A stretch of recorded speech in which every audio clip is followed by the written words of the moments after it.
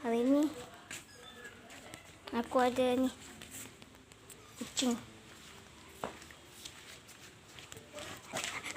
Kucing, please not kill me. Kabur.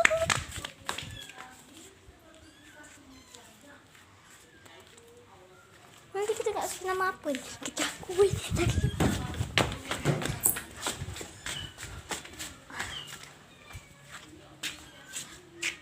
Ni rasa mau cerita ni.